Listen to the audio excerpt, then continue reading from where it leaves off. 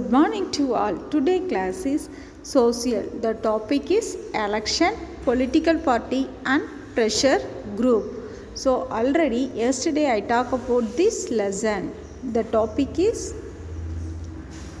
types of election in India. So two types of elections இருக்குன்னு சொன்னோம். என்னன்னா direct election or indirect elections அப்படினு two types of elections இருக்கு அப்படினு சொன்னோம். So direct electionsனா என்னன்னு பார்த்தோம். So merits என்னன்னு பார்த்தோம், demerits என்னன்னு பார்த்தோம். Today I will continue the topic indirect election. Indirect election, voters elect the representatives who in turn elect the representative. This method of election is followed for the election of presidents of India. So என்ன அப்படின்னா voters என்ன பண்ணுறாங்க அப்படின்னா அவங்க representative யாரோ அவங்களுக்காக அந்த மெத்தடில் வந்து எலெக்ஷன் நடத்துகிறாங்க. ஸோ டைரெக்டாக யாரும் பீப்புள்ஸ் இவங்களுக்கு ஓட்டு போடுறது கிடையாது. ஸோ யார் ரெப்ரசன்டேட்டிவோ நம்ம தேர்ந்தெடுக்கிறோமோ அந்த பர்சன்ஸ் மட்டும்தான் என்ன பண்ணுறாங்க அப்படின்னா இந்த பிரசிடெண்ட் எலெக்ஷனுக்கு ஓட் பண்ணுவாங்க. ஸோ இதுதான் என்னென்னு சொல்கிறோன்னா இன்டைரக்ட் எலெக்ஷன்ஸ் மெத்தட் அப்படின்னு சொல்கிறோம். ஸோ இதோட மெரிட்ஸ் என்ன அப்படின்னா indirect elections R less expensive. So என்ன இந்த எலெக்ஷனில் எக்ஸ்பென்சிவ் பணம் அப்படின்றது ரொம்ப கம்மியானது. ஸோ அதிக செலவுகள் ஆகாதது. It is more suitable to election in the large country. இது பெரிய பெரிய நாடுகளுக்கு பெரிய பெரிய கண்ட்ரிஸ்க்கு இந்த எலெக்ஷன் தான் உகந்தது, ஷூட் ஆகும். ஏன் அப்படின்னா அதிகமாக நிறைய மக்கள் இருந்தாங்க அப்படின்னா அதுக்கு உங்களுக்கான பணங்கள் நிறைய செலவாகும். இது இவங்களா ரெப்ரசன்டேட்டிவ்ஸாக செலக்ட் பண்ணி எடுக்கக்குள்ள இந்த இடத்துல என்ன அது பணம் அப்படின்றது குறைவு. ஸோ பெரிய பெரிய கண்ட்ரீஸ்க்கு இந்த எலெக்ஷன் தான் சூட் ஆகும். அடுத்தது demerits. If the number of voters is very small there existing the possibility of corporation, bribery, house trainering and other unfair activities. இதோட டிமெரிட்ஸ் என்ன அப்படின்னா இதில் கம்மியான ஓட்டர்ஸ் மட்டும்தான் இருப்பாங்க. ஸோ அதிக மெம்பர்ஸ் ஓட்டர்ஸாக இருக்க மாட்டாங்க. கம்மி மெம்பர்ஸ் மட்டும்தான் ஓட்டர்ஸாக இருப்பாங்க.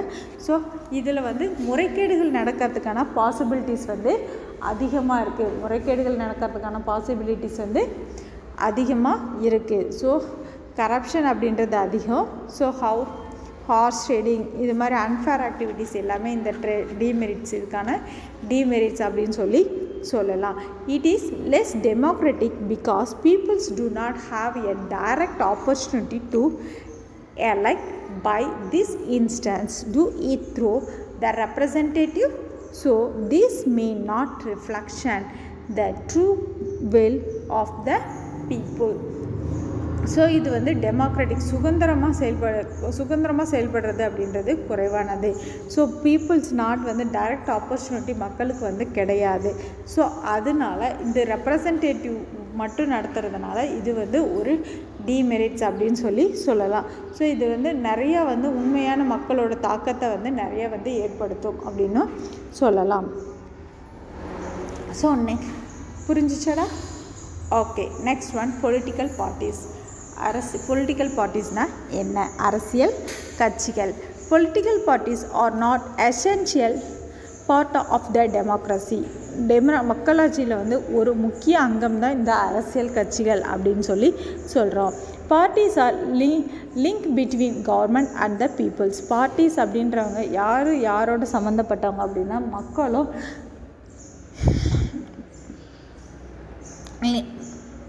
மக்களும் கவர்மெண்ட்டும் லிங்க் பண்ணுறது யார் அப்படின்னா இந்த பார்ட்டிஸ் தான். கவர்மெண்ட்டையும் மக்களையும் லிங்க் பண்ணுறது யார் அப்படின்னா இந்த பார்ட்டிஸ் தான்.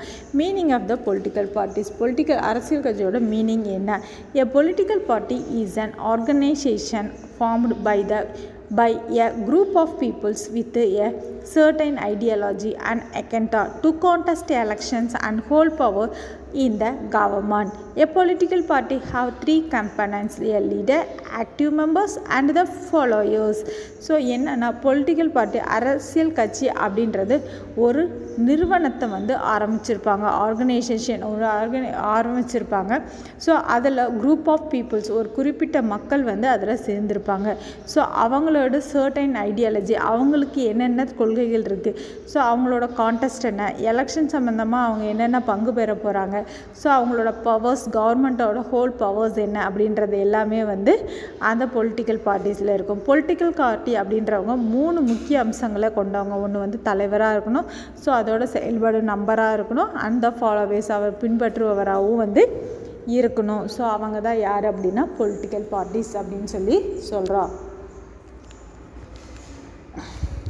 So type of the party system, என்னென்ன டைப்ஸ் ஆஃப் பார்ட்டி சிஸ்டம்ஸ் இருக்குது? They are 3 types of party system in the world namely. So 3 types of party systems வந்து இருக்குது. என்னென்ன அப்படின்னா single party system, 2 party system, multi party system அப்படின்னு 3 types of systems வந்து இருக்குது. So single party system அப்படின்னா என்னென்னா ஒற்றை கட்சி முறை. So single party system is which one ruling party existing and நான் opposition is permitted. China, Cuba, the former USSR, Union of Soviet Socialist Republic are the example for the single party system. So என்ன அப்படின்னா ஒற்றை கட்சி முறை அப்படின்றது வந்து யார் ஆட்சி பண்ணுறாங்களோ, யார் ஒருவர் ஆட்சி ரூலிங் பார்ட்டியாக இருக்காங்களோ அவங்க மட்டும் இருந்து செயல்படுறது தான் வந்து சிங்கிள் பார்ட்டி சிஸ்டம் அப்படின்னு சொல்லி சொல்லுவோம். ஸோ இது யார் ரூல் பண்ணுறாங்களோ அவங்க தான் வந்து ஆட்சி அமைப்பாங்க. இவங்களுக்கு நோ ஆப்போசிஷன் பார்ட்டி, எந்த ஒரு எதிர்கட்சியும் வந்து இருக்காது. ஸோ இதுக்கு எக்ஸாம்பிளாக எந்த நாடை சொல்லலாம் அப்படின்னா சீனா சொல்லலாம், கியூபா சொல்லலாம், USSR union Soviet socialist republic அப்படின்ற கண்ட்ரி சொல்லலாம். இது வந்து சிங்கிள் பார்ட்டி சிஸ்டத்துக்கான எக்ஸாம்பிள். நெக்ஸ்ட் வந்து double party system. Double party system அப்படின்றது இரட்டை ஆட்சி, 2 கட்சி உள்ள ஆட்சி முறை. Which only 2 major party existing the example. இது எதுன்னா யூஎஸ்ஏ அண்ட் யூகே. யூஎஸ்ஏ அமெரிக்காவும் யுனைடெட் கிங்டம், இது ரெண்டுமே 2 கட்சி ஆட்சி முறை அப்படின்னு சொல்லி சொல்கிறோம். தேர்ட் ஒன் என்ன அப்படின்னா multi party system. Multi party system அப்படின்றது which they are more then 2 political party from example India, Sri Lanka, France and Italy. So multi party system அப்படின்னா 1 அல்லது 2 கட்சிக்கு மேற்பட்ட பல கட்சிகளை கொண்டது தான் மல்டி பார்ட்டி சிஸ்டம் அப்படின்னு சொல்லி சொல்கிறோம். ஸோ இதில் வந்து நிறைய 2 பொலிட்டிக்கல் பார்ட்டிஸ்க்கு மேலே இருக்கக்கூடிய கட்சிகள் தான் வந்து மல்டி பார்ட்டி சிஸ்டம் அப்படின்னு சொல்லி சொல்லலாம். எக்ஸாம்பிள் வந்து நம்ம இந்தியாவில் வந்து பல கட்சிகள் உள்ளது. அதே மாதிரி ஸ்ரீலங்கா, ஃப்ரான்ஸ் அண்ட் இத்தாலி, இந்த 3மே என்ன அப்படின்னா multi party system. So types of party சிஸ்டமில் சிங்கிள் பார்ட்டி சிஸ்டம்னா என்னென்னு பார்த்தோம், டபுள் பார்ட்டி சிஸ்டம்னா என்னென்னா அடுத்தது வந்து மைக்ரோ பார்ட்டி சிஸ்டம் அப்படின்னா என்ன அப்படின்னு சொல்லி கேட்டாச்சு, பார்த்தாச்சா? Okay, next type of political party. என்னென்ன பொலிட்டிக்கல் பார்ட்டிஸ் வந்து இருக்காங்க? Political parties in India are classified according to their area of influence into 2 main types. So என்ன அப்படின்னா பொலிட்டிக்கல் பார்ட்டி அப்படின்னா அரசியல் கட்சி இந்தியாவில் வந்து 2 வகையாக வந்து பிரிக்கிறாங்க. ஒன்று நேஷ்னல் அண்ட் ஸ்டேட் பார்ட்டிஸ் அப்படின்னு சொல்லி 2 வகையாக வந்து பிரிக்கிறாங்க. ஸோ நேஷ்னல் பார்ட்டி அப்படின்றது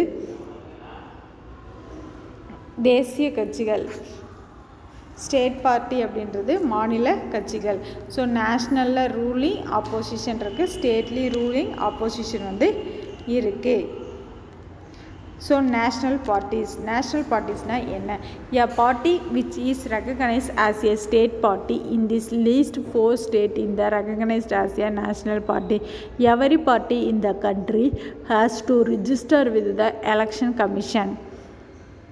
While the commission treats all the parties equally, if it offers some special facilities to state and the national parties. These parties are given a unique symbol. Only the official candidate of this party can use that election symbols. In 2017, there were 7 recognized national parties. So national parties அப்படின்றது தேசிய கட்சிகள். National parties அப்படின்னா என்னது? தேசிய கட்சிகள். இந்த parties அப்படின்றது வந்து ஸ்டேட் பார்ட்டியில் அட்லீஸ்ட் 4 சீட்ஸாவது வந்து ரெகக்னேஷனோ பார்ட்டி வந்து பட்டிருந்தால் தான் அது national party. So every party நம்ம நாட்டில் வந்து எந்த ஒரு பார்ட்டியாக இருந்தாலும் எலெக்ஷன் கமிஷனரில் கண்டிப்பாக என்ன பண்ணோம் அப்படின்னா ரெஜிஸ்ட்ரேஷன் வந்து பண்ணணும். ஸோ அந்த கமிஷன் ட்ரீட் வந்து எப்படி வேணால் எல்லாருமே அந்த ஈக்குவலாக வந்து பார்ட்டிசிபேட் பண்ணோம். சம் ஸ்பெஷல் ஃபெசிலிட்டிஸ் வந்து இருக்குது. ஸோ நேஷ்னல் பார்ட்டிஸ்ட்டை வந்து ஸ்பெஷல் ஃபெசிலிட்டிஸை வந்து எல்லாமே வந்து இருக்குது. ஸோ அவங்களுக்குன்னு தனி பார்ட்டிஸ்க்குன்னு யூனிக் சிம்பிள்ஸ் வந்து இருக்குது. ஸோ அதே மாதிரி எலெக்ஷன் கேண்டிடேட் வந்து பார்ட்டியை வந்து எலெக்ஷன் சிம்பிள்ஸ் வந்து யூஸ் பண்ணுவாங்க. 2070 படி 7 recognized parties.